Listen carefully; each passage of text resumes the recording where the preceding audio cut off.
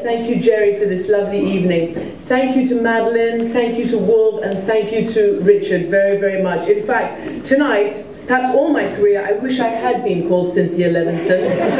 I was once told that I would not make it in television precisely because of my name, and the truth is that I have spent the last 25 years at CNN calling and saying, hi, my name's Christiane Amanpour, that's A, M for mother, A, N for Nancy, P for Peter, O-U-R.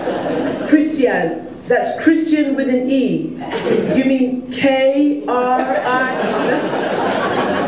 So, you know, and then the other thing is also they told me I wouldn't make it in television because of my looks. You know, I didn't have the right look. And it's always so wonderful when I meet people. They always say, oh my goodness, you look so much prettier in real life. So I'm so, you know, deeply apologetic and I'm deeply regretful for testing your aesthetic patience all these years. But I really have had the most phenomenal time. I've had a great, phenomenal career, which has been a great adventure. I love this profession. I think it's noble and I think it's heroic.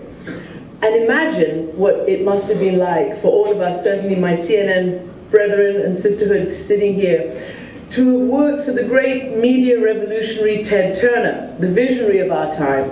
And then for me in 1996, I was able to be a contributor to 60 Minutes and work for the other great visionary, Don Hewitt. It was like dying and going to journalism heaven. I would like just now to mention and to point out the other godfather of journalism who's standing right here, Ben Bradley, who I'm very honored to have as my guest.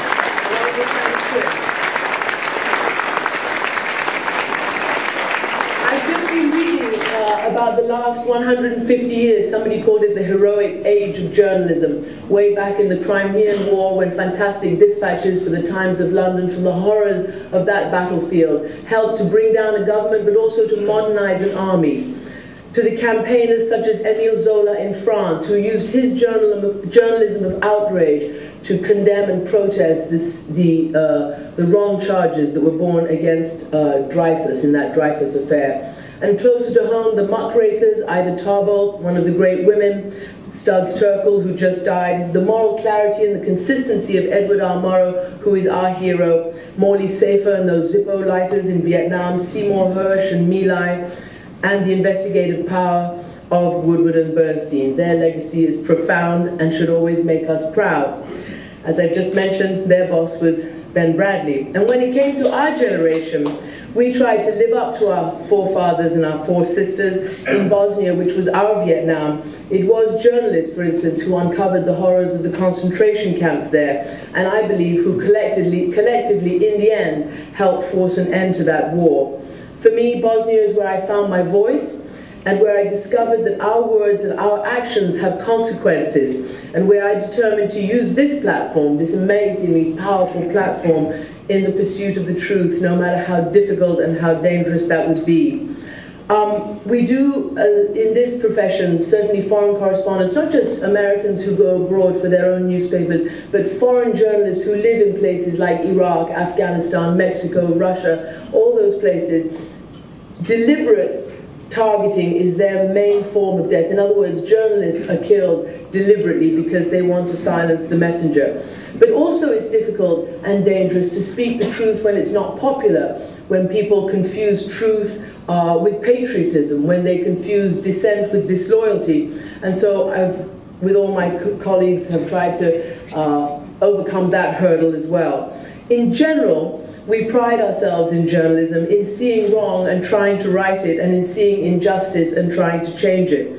I was interviewing Bernard Kouchner the other day, the French foreign minister, and I was kind of joking around with him about actually something in France, and I sort of made a joke about how I was demonstrating and protesting against something, and he sort of laughed and he said, ah, toujours activiste. And I said, well, what does that mean, activiste? And I thought to myself, no, it's true. I do feel a bit like an activist.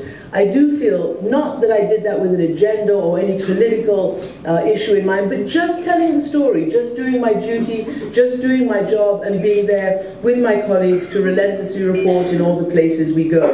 The French writer Albert Camus once wrote, "Perhaps we cannot prevent this world from being a world in which children are tortured, but we can reduce the number of tortured children." And I think that's the point, after all. We can't change the world, but maybe we can help a little bit. Maybe we can think that we've done something worthwhile in our career. And as I say, I've had the immense privilege to be led by example. Ted Turner, who risked his life first skippering the Courageous to America's Cup victory, who risked the shirt on his back and everything he owned to create CNN and this media revolution, after which nothing has been the same, who risked everything to be on the cutting edge of the environment and conservation movement, then to try to stop nuclear proliferation and secure loose nukes, and who, of course, was the first of our modern billionaire philanthropists. So I was just down in Atlanta with my colleague here, Parisa, and it was his 70th birthday, and he said that the three things that motivated him in his life and his career were courage, integrity, and friendship and loyalty. And I feel that that has been a great lesson for me, as I've been a young journalist at CNN, growing up now 25 years. And I really feel that thanks to CNN and thanks to the power of journalism, we have been at the very least witnesses to history, and at the very best able to perhaps change things for the better.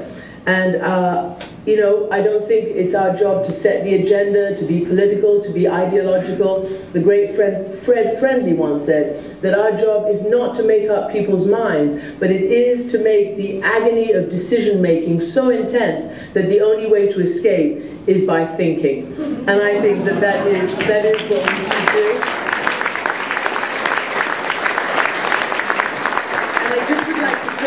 With a quote from Robert F. Kennedy, who I think was a great man. Back in 1966 in South Africa, he said, "Few will have the greatness to bend history, but each of us can work to change a small portion of events, and in the total of all those acts will be written the history of this generation. Each time a man stands up for an ideal, or a woman, or acts to improve the lot of others, or strikes out against injustice, he sends forth a tiny ripple of hope. And crossing each other from a million different centers of energy and daring, those ripples build a current which can sweep down the mightiest walls of oppression and resistance." And I think today's incredible power of the media and of the press can be those tiny little ripples that can make a contribution to our history. So thank you very much indeed for this amazing award. I'm very, very proud to be here, not just with all the people Sylvia mentioned and all the wonderful people who have been so kind to me tonight, but also with Helen Thomas, who was the first woman to win this, and I'm so happy she's here, and I'm greatly honored to be in her presence too.